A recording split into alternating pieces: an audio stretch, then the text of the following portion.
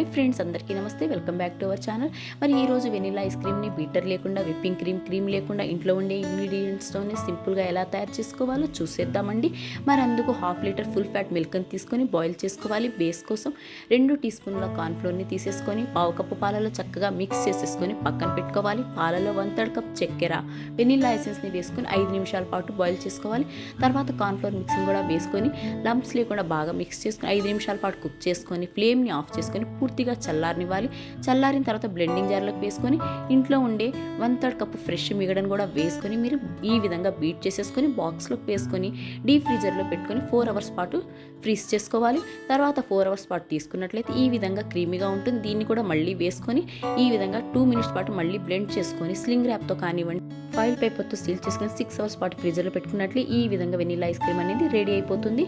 దీన్ని dry ఫ్రూట్స్తో garnish చేసుకొని serve చేసేసుకోవడమే.